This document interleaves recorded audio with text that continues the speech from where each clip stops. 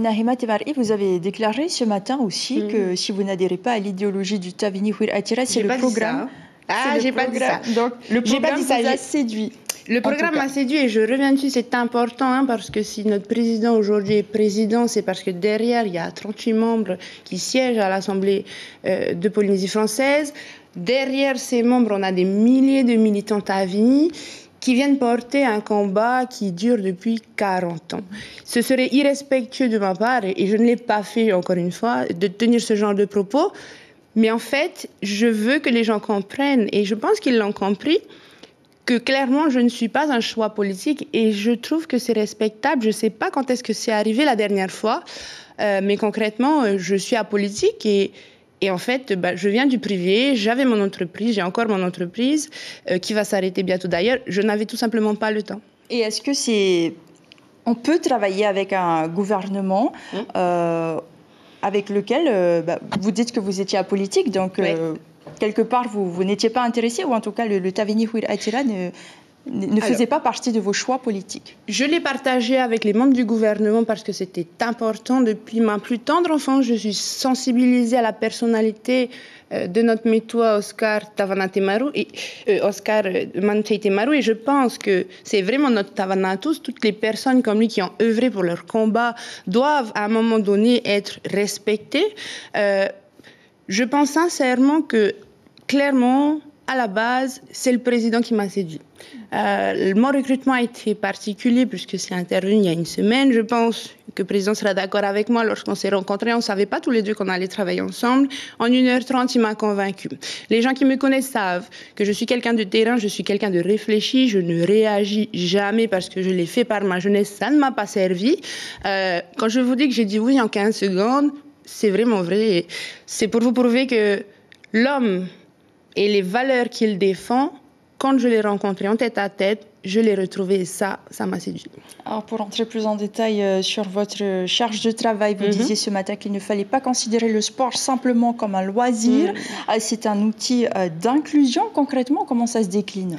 Alors, ce qu'il faut savoir, c'est que j'ai la chance, et c'est certainement une des raisons pour lesquelles le président me recrute, d'avoir un parcours atypique, puisqu'à l'âge de 23 ans, à force de travail, et sincèrement, parce qu'on en a entendu des vertes et des pas mûres, le piston, mais croyez-moi, dans l'événement international, le piston, ça n'existe pas, c'est comme chez notre président, c'est les compétences qui comptent.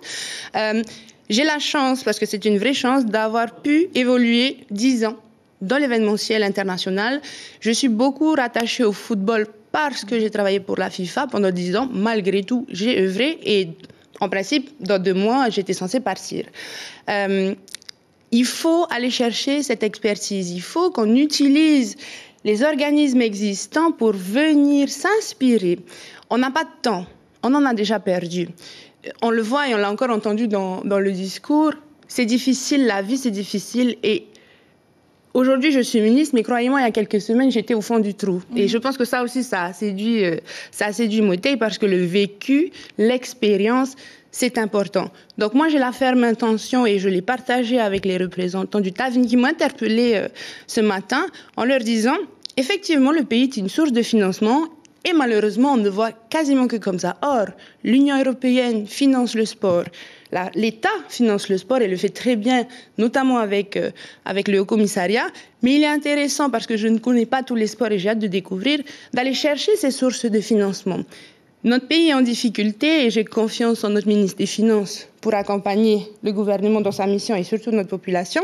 Mais sincèrement, il faut vraiment aller s'inspirer de l'extérieur. Il faut qu'on arrête de toujours regarder autour de nous. Ça existe, ça a fonctionné. Allons chercher l'expérience et ramenons-la au pays.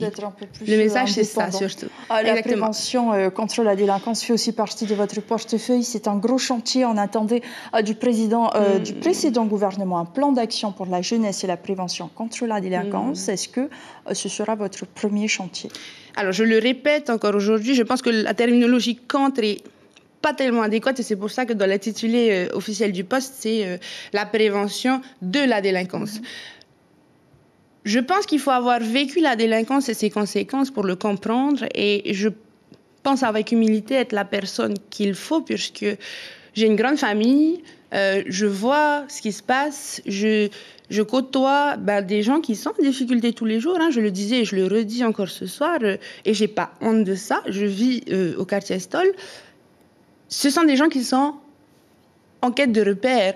On peut leur reprocher tout ce qu'on veut, mais en même temps, avouez-le, faire ce qu'ils font, c'est brave. Mais aujourd'hui, en tant que ministre, vous allez faire quoi? On va tout simplement utiliser le sport, la jeunesse et la vie associative, parce qu'on n'en a pas parlé depuis tout à l'heure. La vie associative, et le président m'a donné son accord, va quelque part remonter au niveau du sport et de la jeunesse. On l'a toujours mis un peu en bas, mais moi je pense que ce vivier de bénévoles qui œuvrent au quotidien, je prends l'exemple du coach de ma fille de basket qui est là tous les mercredis. Vous allez vous appuyer sur les associations? Les forces vives des associations. Et au-delà des forces vives, parce qu'on s'appuie déjà depuis très longtemps chez eux, il faut leur apporter la compétence. Comment est-ce qu'on va chercher des financements? Comment on gère un budget? Comment on structure de manière professionnelle tout ce monde associatif pour permettre à chacun d'évoluer dans de très bonnes conditions et de développer. Ça, c'est important.